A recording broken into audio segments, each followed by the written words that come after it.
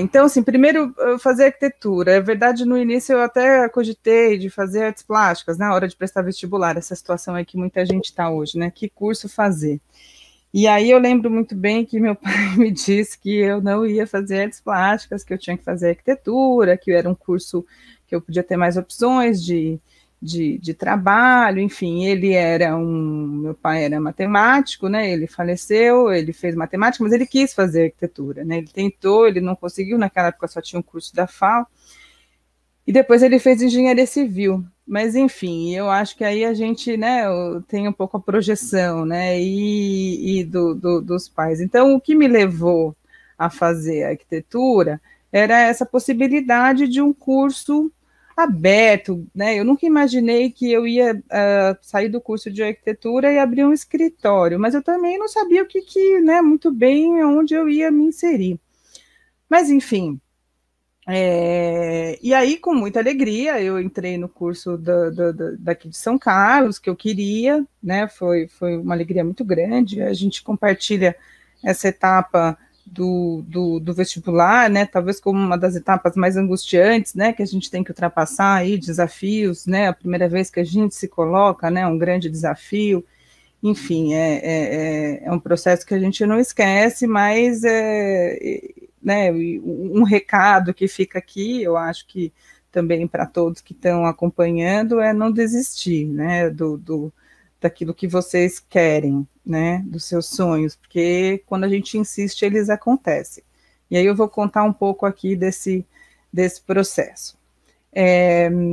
Depois eu vou falar um pouco, né, como foi esse caminho por onde eu me embrenhei e onde eu estou hoje, né, e estou deixando de lado várias outras coisas também que eu fiz, que eu posso falar um pouco.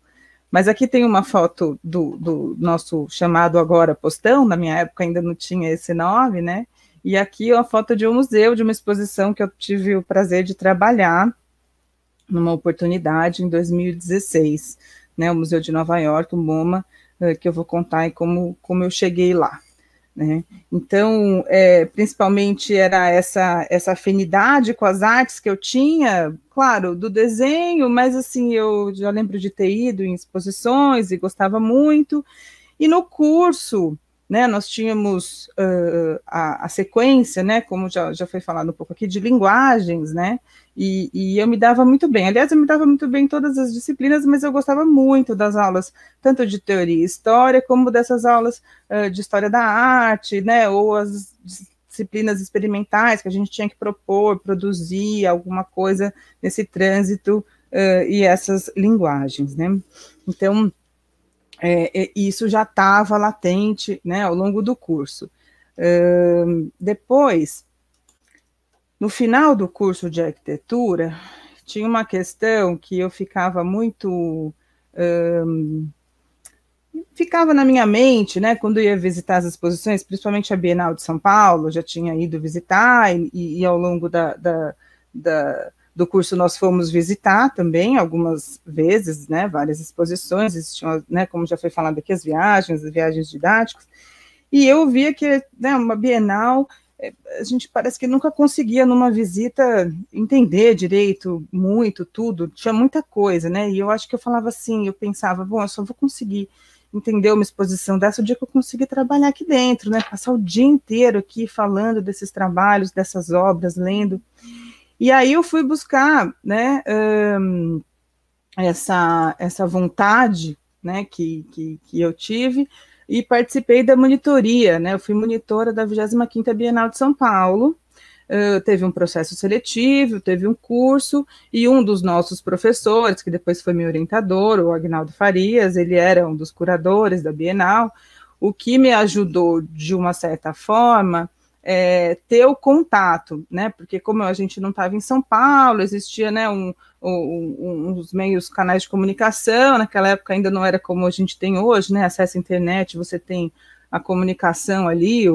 aberta, vaga, edital, processo seletivo, enfim, e foi uma experiência fantástica. Eu estava fazendo TGI, e eu viajava, né, então a gente no TGI só tinha um dia de atendimento, né, E eu viajava, né, ficava em São Paulo a semana toda, vinha para cá, e pude sentir muitas coisas aí, aprendi a conhecer, né, uma que eu vi que o ar puro de São Carlos era muito bom, mas ao mesmo tempo aquela vida agitada de São Paulo, essa efervescência cultural também me fascinava. E estar naquele lugar me deixou plena, me deixou extremamente plena. E assim, falar de arte, a gente recebia escolas, recebia grupo de idosos, recebia um, todos os tipos de grupo, perfil, pessoas variadas. Então era um desafio extremo ter que instigar as pessoas a olhar para algum trabalho, falar alguma coisa, colocar perguntas, né? A gente não era instruído para somente falar das obras, né? Dar um monte de informação. A ideia do monitor era essa figura que vai intermediar, que vai, né, pensar em questões, né? Provocar um pouco a pessoa a ficar mais curiosa com aquele trabalho, enfim. Era essa a nossa tarefa lá, e instigar, né, um pouco as pessoas no percurso, né, tão intenso e longo lá das obras da Bienal. E essa Bienal foi um presente para mim, né, e foi também esse momento que eu pude ver a plenitude, né, a alegria que eu vivia estando naquele lugar, né, mesmo com todas as dificuldades. E essa foi aquela Bienal, né, cada Bienal tem uma polêmica, né, só para lembrar, não sei se, né, alguns lembram ainda, mas a Bienal do Urubu, né, tinha um urubu que ficava preso, uma obra do Nuno Ramos, enfim, e fizeram, né, tinha a questão do maltratar animais, então cada época tinha as suas polêmicas, né, enfim, e foi uma experiência que me introduziu, né, nesse campo imenso da arte contemporânea, com uma vontade de continuar, né? Mas eu fiz o mestrado aqui mesmo no IAL, fiz o mestrado sobre um arquiteto, professor Jorge Caron, que tivemos um colóquio até semana passada, que foi muito interessante poder revisitar esse trabalho. E ele era esse arquiteto que também trabalhou com um monte de coisa, né, com teatro, com arquitetura, com planejamento urbano, e essa trajetória dele, essa lição dele também reverberou um pouco em mim nessa inquietação de querer experimentar várias áreas e trabalhar com várias coisas. Então, também tinha trabalhado na prefeitura, com planejamento urbano, e depois do mestrado, né, eu acabei me casando, a gente foi morar fora, meu marido fez um pós-doc, a gente foi morar nos Estados Unidos, e lá também eu pensei muito e via tudo aquilo e falava, eu queria trabalhar em museu, eu gostaria muito de trabalhar com museu, trabalhar com artes, acho que agora, né, eu vou me empenhar em ir para esse campo. E aí eu fui fazer, né, procurar meios de me inserir no doutorado, né, já tinha feito o mestrado, já tinha também, eu comecei a dar aula em escolas de arquitetura, na série de Rio Claro, e depois aqui no curso em São Carlos da Unicep, e eu via também que era um outro lugar que eu me sentia muito confortável, muito contente, que era a sala de aula. Então, aliei, né, juntei as duas coisas, e fazendo doutorado, eu comecei a pesquisar sobre um artista que chama Hélio Oiticica, e essa pesquisa me levou para vários universos, vamos dizer, né, além dele ser um artista intenso, amplo e denso, esse trabalho abriu várias outras chaves de curiosidade para mim, né, então a minha ideia na pesquisa de doutorado era entender como que o Hélio Oiticica era visto lá fora, como que ele se tornou um artista importante. E aí eu comecei a analisar um pouco a trajetória expositiva dele, quais as exposições que ele fez, né, o que foram feitas e como essas exposições reverberaram, saíam na mídia, enfim, o que a gente chama de recepção, né, e, enfim, isso também, né, essa pesquisa me levou para fazer um programa de sanduíche, que a gente chama no doutorado, né, os alunos da graduação falaram do intercâmbio no mestrado, no doutorado, a gente tem a possibilidade de fazer o sanduíche, a gente consegue uma bolsa, conseguia, vamos ver, né, hoje ainda as coisas estão um pouco mais difíceis, mas você consegue pleitear com alguns custos cobertos, não é tudo e não é muito também, é sempre também, as pessoas falam, mas é sempre um dinheiro bem contado, é bem difícil, assim, a gente faz muita, né, um esforço grande, né, nosso familiar, para poder viajar e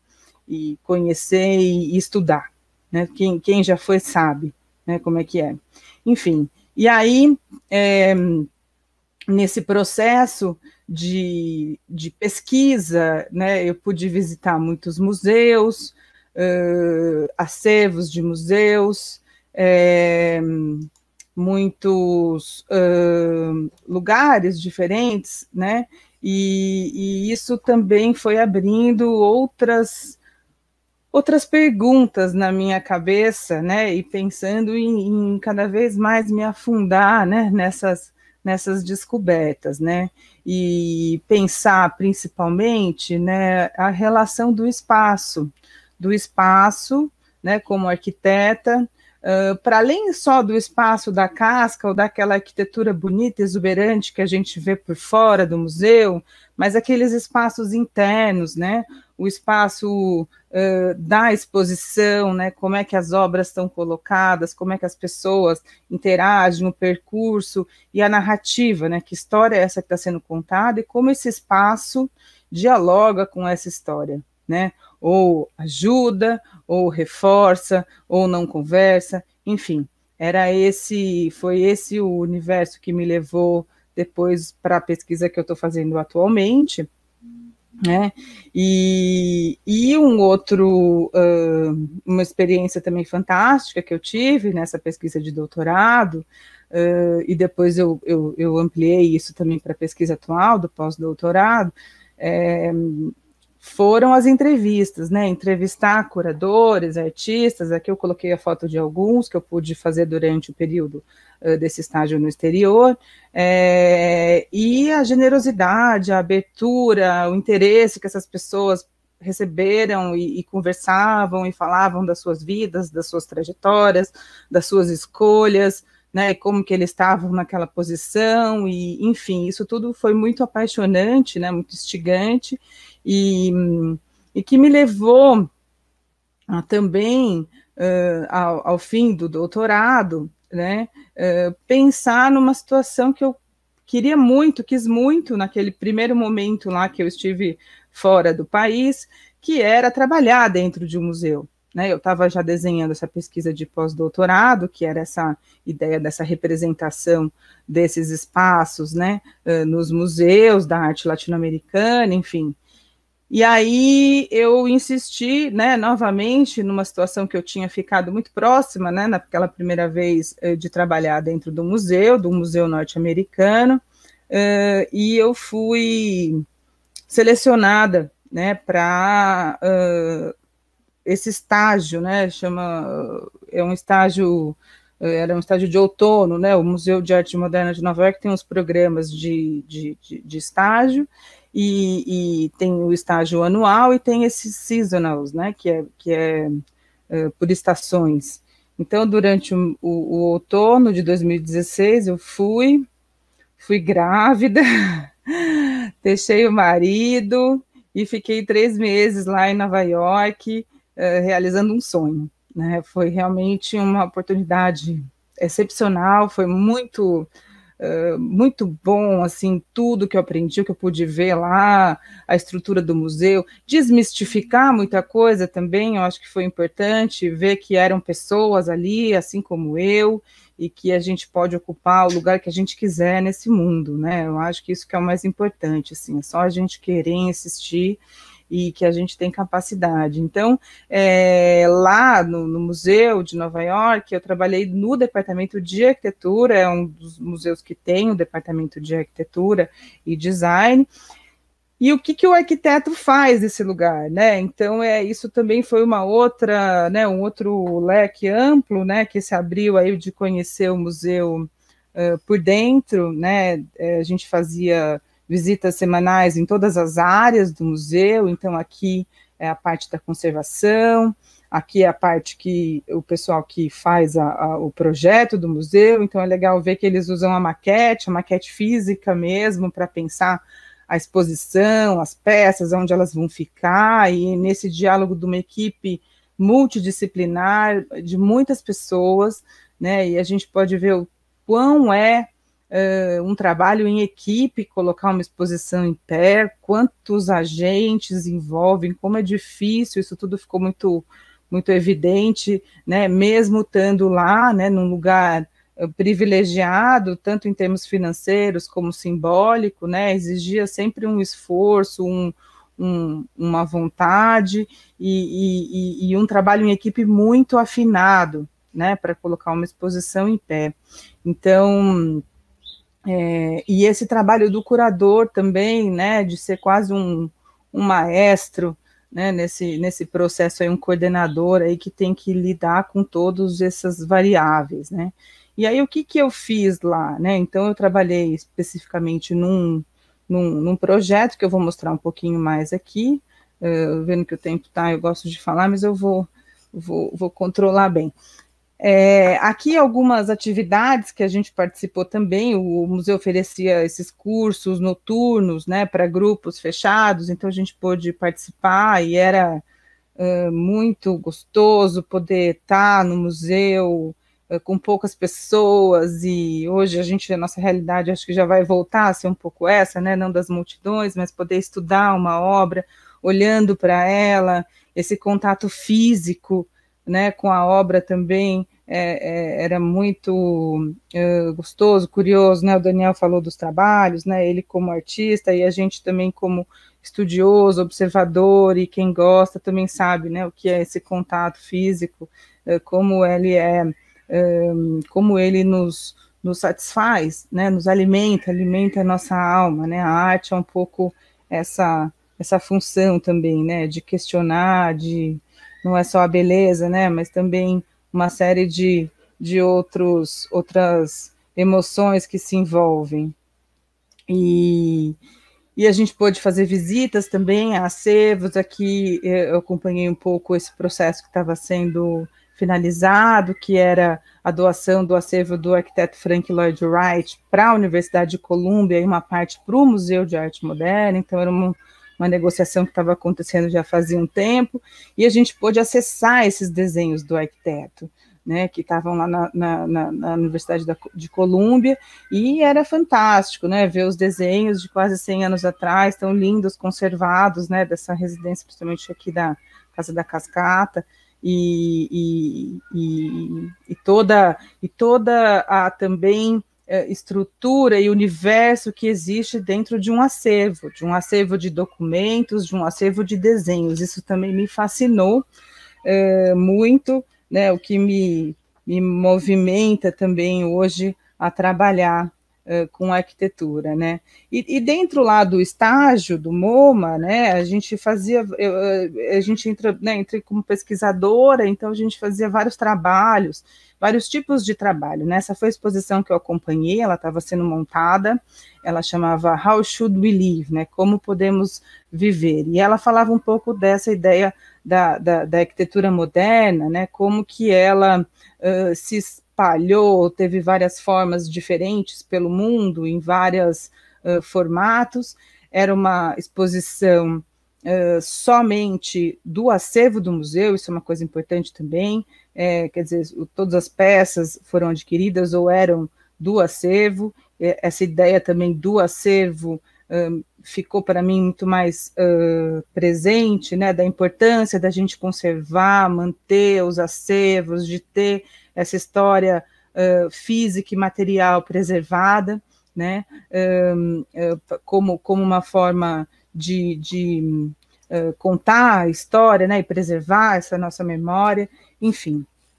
E essa exposição, a curadora Juliette Kinchin, né, procurou trabalhar com também o lado, mostrar, né, um pouco a força feminina nessa arquitetura moderna que por tanto tempo a história quase não falou, né? Então, ela colocava em evidência a atuação dessas mulheres, né, ao lado de alguns arquitetos famosos, né, e que por muito tempo na história,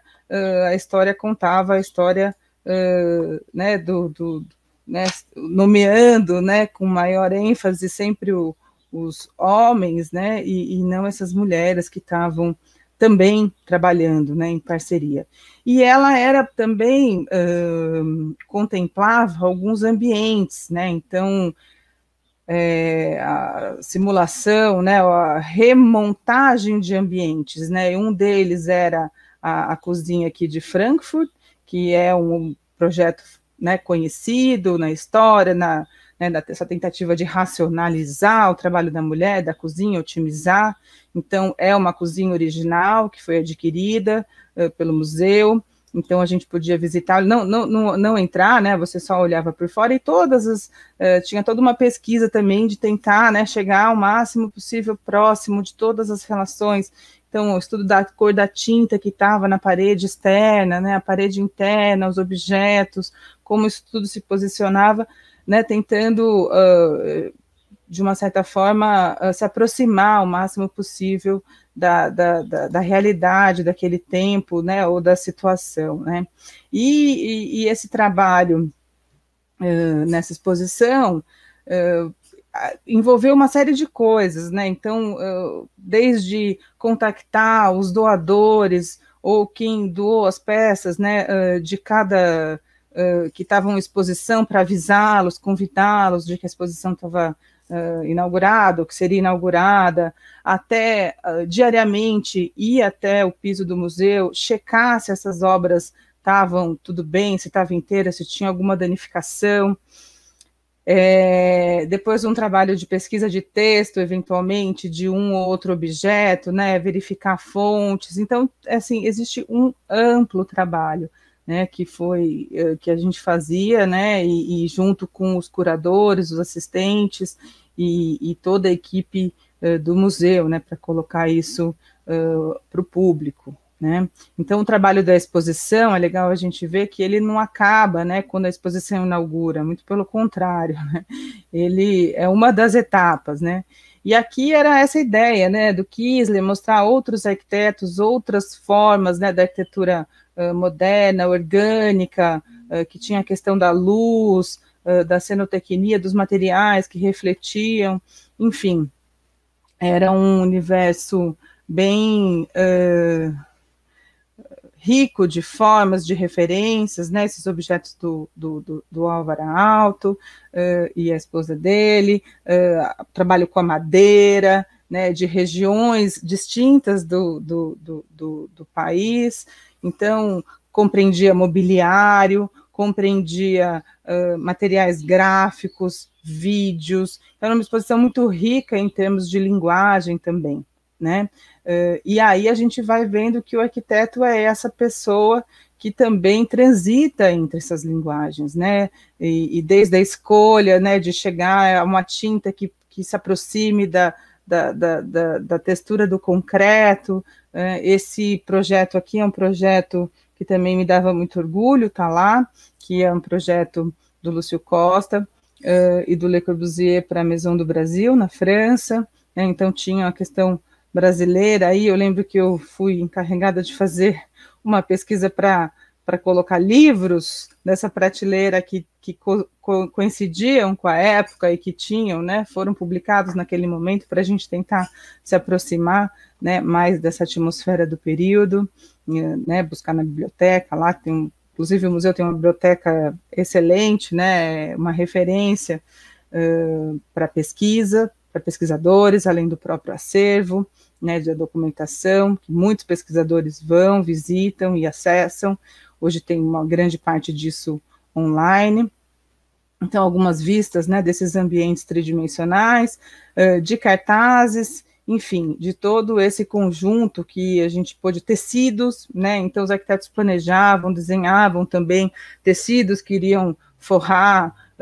eventualmente um tapete, um sofá, ou uma cama. Então, quer dizer, todo esse campo do design também que os arquitetos modernos estavam envolvidos, né, o desenho de vitrines, de lojas, vitrines comerciais,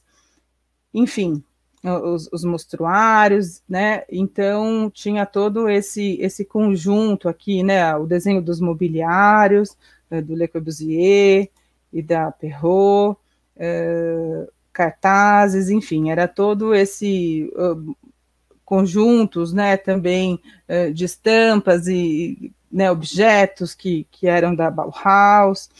e a reconstituição desses ambientes, né? Um deles era esse ambiente também que era um café, que foi uma exposição feita em Berlim pelo arquiteto Mies van der Rohe e a esposa dele, e era interessante porque era essa construção do ambiente por tecidos, né? Essa diferenciação dos ambientes, então reconstruindo aquele ambiente original, as cadeiras em parceria com a empresa, enfim. E aqui a gente tem uma vista do museu, né, do pátio interno do museu, e aqui era, né, o terceiro andar, o andar da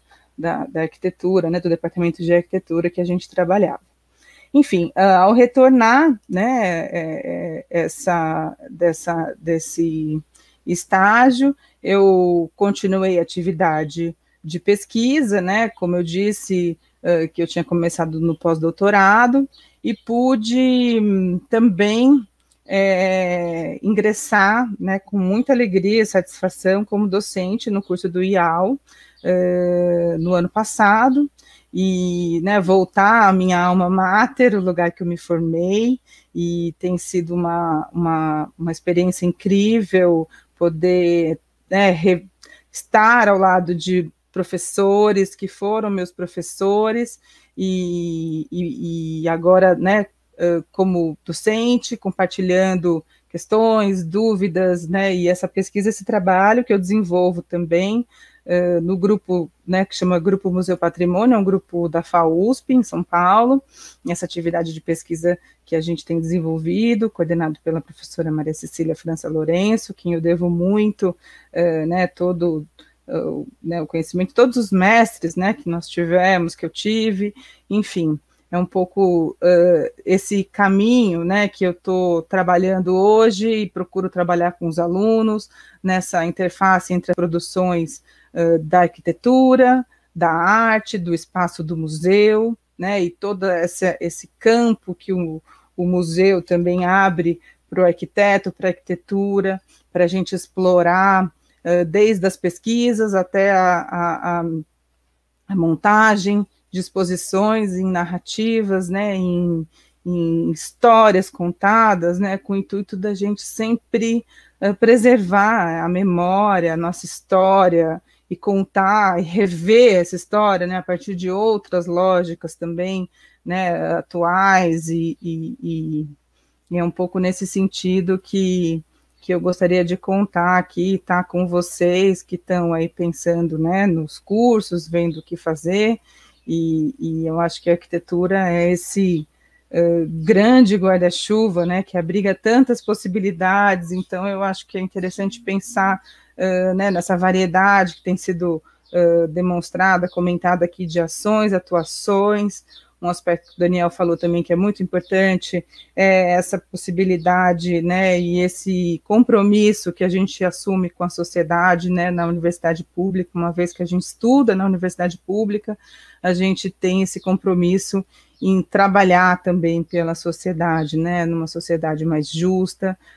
mais igual, menos, né, menos violência, né, e eu acho que